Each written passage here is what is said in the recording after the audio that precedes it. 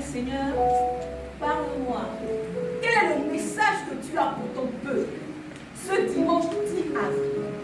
Seigneur m'a dit, parle-leur du royaume. Amen. Parle-leur du royaume de cieux.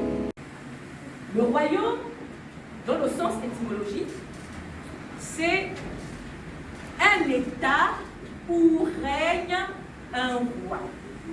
C'est un état où règne un roi. En droit, on définit l'état comme étant le pouvoir politique institutionnalisé. Ça voudrait dire que le pouvoir se détache d'un homme et va entrer dans une entité abstraite qu'on appelle l'État. Donc le pouvoir va être dans la Constitution, le pouvoir va être dans les textes réglementaires. Ça, c'est la définition juridique. Mais ce qui est important, c'est que vous compreniez que quand on parle de royaume, il faut qu'il y ait un État. Et un État, c'est quoi? C'est un pouvoir. L'État, c'est la puissance. Et on se demande, mais finalement, le royaume de Dieu, puisque le terme de ce dimanche, c'est le royaume de Dieu. Nous comprenons qu'en français, dans le sens étymologique, le royaume de Dieu, c'est un État où règne un roi. Livre de Matthieu 6, verset 3. La Bible dit, cherchez d'abord le royaume des cieux et sa justice, et toutes ces choses vous seront données par-dessus. Ça voudrait dire que la parole de Dieu, Dieu lui-même, attache certaines bénédictions au fait que nous cherchions le royaume des cieux. En d'autres termes, nous ne devons pas être là à chercher Dieu de travail, à chercher l'essence matérielle. Je dois me marier, oui, vous allez vous marier. Je dois enfanter, oui, vous allez enfanter. Ce sont les bénédictions qui sont attachées au fait de chercher Dieu, chercher le royaume des cieux. Cherchez d'abord le royaume des cieux et sa justice, et toutes ces choses vous seront données par-dessus tout. En d'autres termes, là où les autres pleurent, ce que les autres pleurent et gémissent pour avoir, si tu cherches le royaume des cieux, Dieu te le donnera avec facilité, sans effort. Le peuple de la maison de l'Éternel, la foi de l'Éternel. Si vous cherchez le royaume des cieux, la justice des cieux, l'intelligence est pour vous vous introduisez dans une alliance de santé divine. Amen. Toutes ces choses vous seront données par-dessus. C'est-à-dire qu'au-delà de ce que vous pouvez même attendre ou espérer. Là où les autres pleurent, Dieu vous le donne avec facilité. Pendant que vous dormez, pendant que vous êtes dans le repos. Pourquoi? Parce que vous cherchez le royaume. Et donc, en tant que peuple de Dieu, on doit comprendre ce que c'est que le royaume des cieux. On doit savoir ce que c'est que le royaume des cieux. Alors, je vais vous inviter à ouvrir la Bible dans le livre de Matthieu, chapitre 13, à partir du verset 24. Alors, il faut noter, parce que la partie d'illustration, on va passer très vite. Je vais vous faire des récits. Vous pourrez aller méditer cela chez vous. Jésus a essayé de définir le royaume des cieux. Mais il a défini par les mystères. C'est-à-dire qu'il a défini le royaume des cieux en passant par les paraboles. Donc vous lisez le livre de Matthieu 13, 24. Jésus dit, le royaume des cieux est semblable à un homme qui allait s'aimer. Et quand il a sémé, sa semence a porté du fruit. Et en donnant du fruit, ça a poussé avec la mauvaise semence. Et ses serviteurs sont allés lui dire, maître, ta semence là, elle n'est pas très bonne parce que tu n'as pas arraché la mauvaise herbe. Et le maître leur dit, laissez-les croître ensemble. Quand elles seront à un certain niveau, on va arracher le vrai. C'est comme ça que Jésus, en illustrant, présente le royaume des cieux. Il parle en mystère. Il va encore plus loin. Il dit, le royaume des cieux est semblable à un grain de moutarde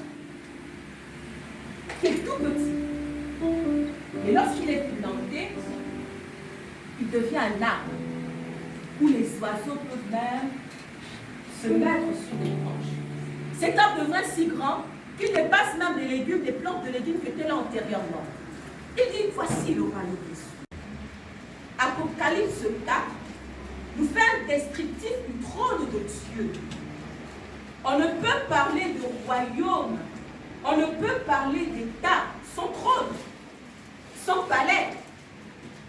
Et Apocalypse nous fait un descriptif du trône.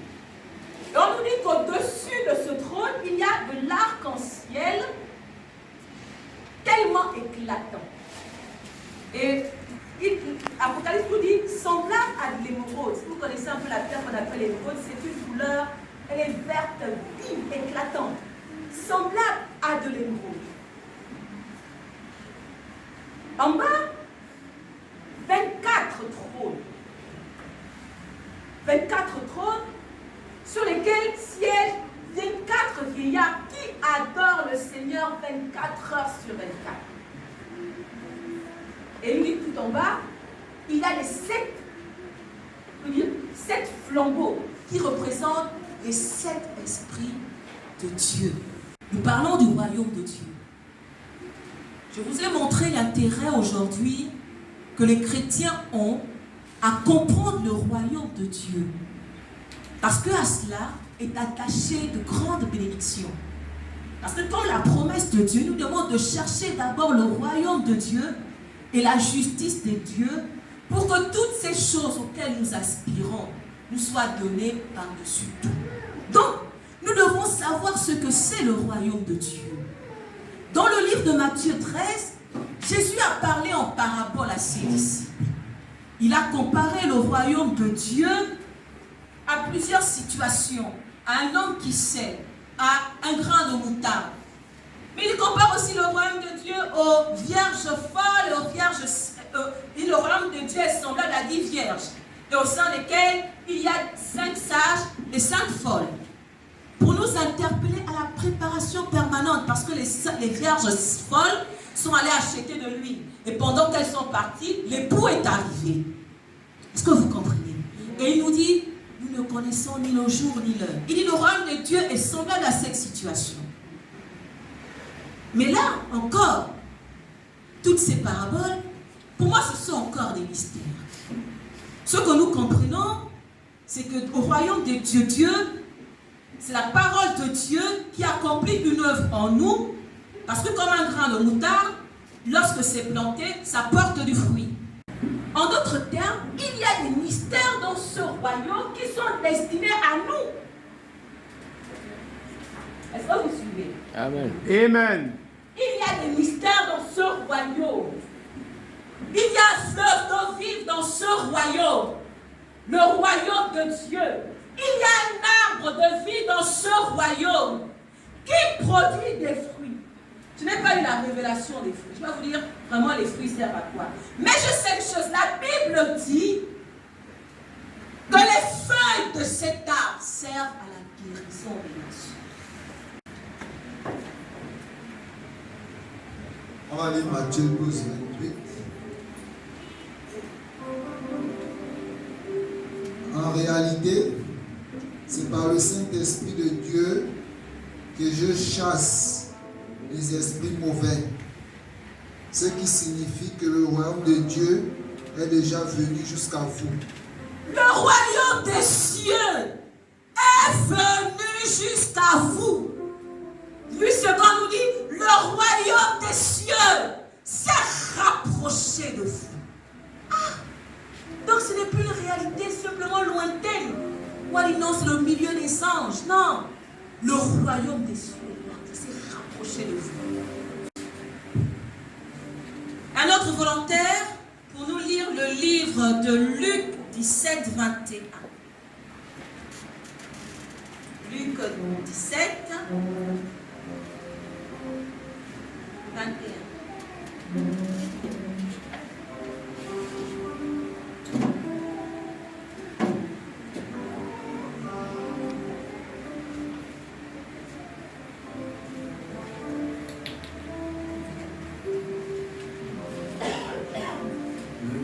Luc 17, 21. On ne dira point, il est ici ou il est là. Car voici le royaume de Dieu est au milieu de vous. Alléluia. Amen.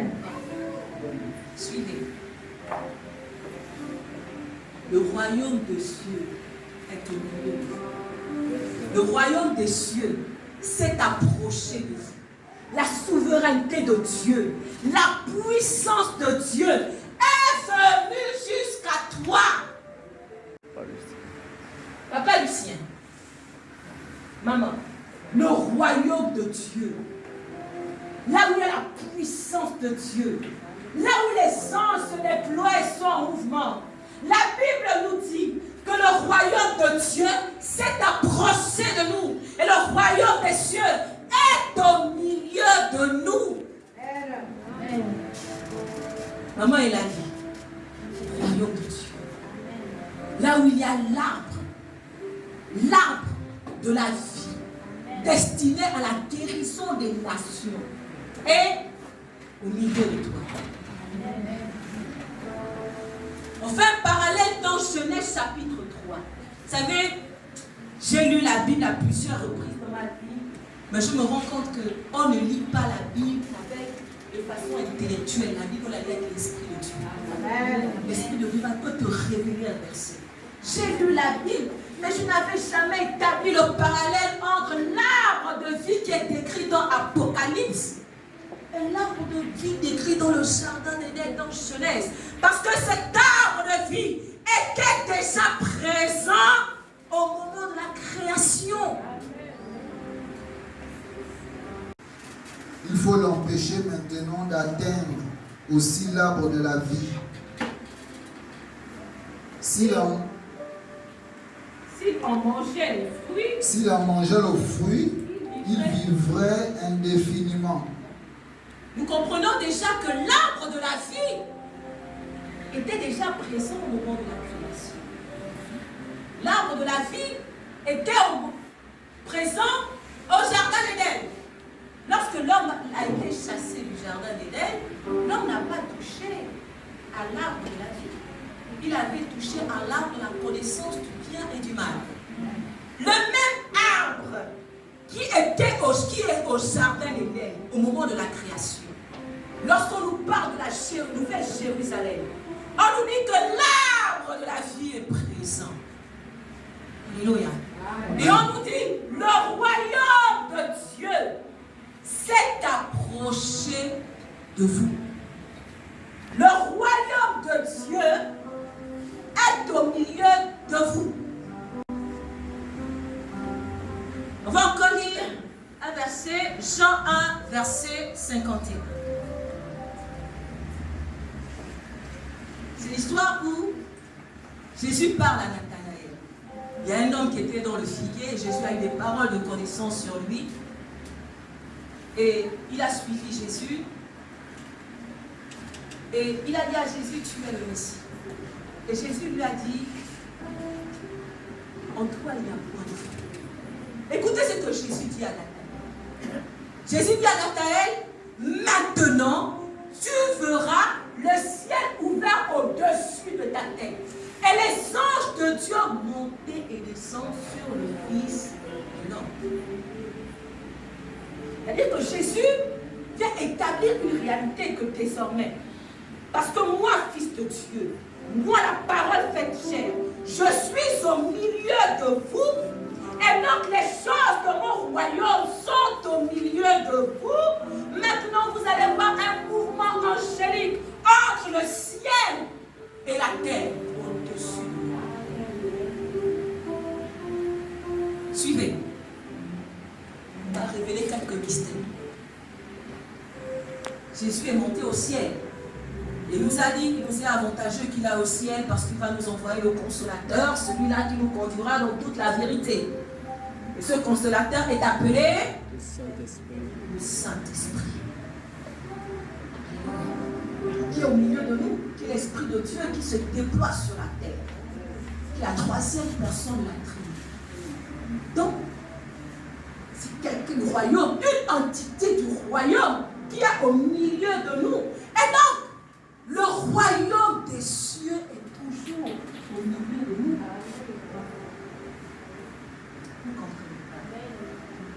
royaume de Dieu est toujours au milieu de nous. Jésus dit à Pierre, 1 Corinthiens chapitre 4 verset 20. Pierre, sur cette pierre, je bâtirai mon église. Je te donne les clés du royaume des cieux. Tout ce que tu lieras sur la terre sera lié dans le ciel. Et tout ce que tu délieras sur la terre sera délié dans le ciel. Bien-aimés, nous devons avoir la révélation du monde spirituel. Amen. Si tu sais que tu appartiens à un grand royaume, le royaume de Dieu, encore appelé le royaume des cieux, et que là où moi je suis, mon maître siège, et qu'il a un grand trône, et que au bout de ce trône, il y a les lampes qui sont allumées, qui correspondent aux esprits, les 7 esprits de Dieu, esprit d'intelligence, esprit de sagesse, esprit de crainte de Dieu. Tout cela, quand tu sais que tu as accès à ces choses, et quand tu sais que parce qu'il a donné cela à Pierre, et que nous bénéficions de la promesse, et que tu as les clés du royaume des cieux. Dans le descriptif d'Apocalypse, je vous ai parlé des portes. La nouvelle Jérusalem, ce royaume.